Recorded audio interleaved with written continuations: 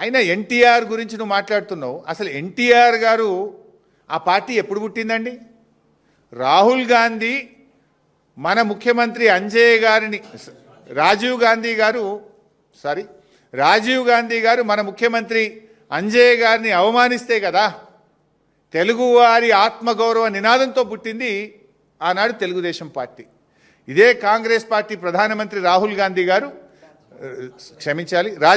గారు మన ముఖ్యమంత్రి అంజయ్ గారిని అవమానిస్తే ఆ రోజు తెలుగుదేశం పార్టీ పుట్టింది.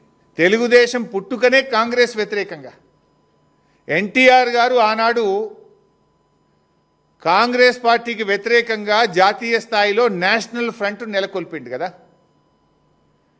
కాంగ్రెస్ భూస్థాపితమే నా లక్ష్యమని ఎన్టీఆర్ గారు ప్రతినబూనిండు కదా.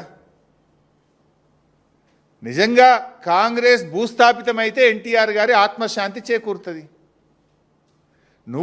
నీకు అంత ప్రేమ ఉంటే పోయి తెలుగుదేశంలో ఉండను, ఎందుకు కాంగ్రెస్లోకి వచ్చినావు? నువ్వు ద్రోహివి నిజంగా చెప్పాలంటే. ఇవాళ తెలుగుదేశం నుంచి బయటకు వచ్చి నువ్వు ద్రోహం చేసినావు తెలుగుదేశానికి. ఇవాళ నువ్వు ఎన్టీఆర్ గురించి మాట్లాడే అర్హత ఉందా? ఎన్టీఆర్ జీవితం అంతా కాంగ్రెస్ వ్యతిరేకంగా పోరాడిండు. గల్లీ నుంచి ఢిల్లీ దాకా కాంగ్రెస్ వ్యతిరేకంగా పోరాడిండు.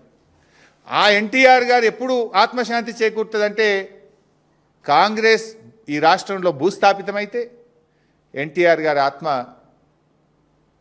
మనశ్శాంతి జరుగుతుంది.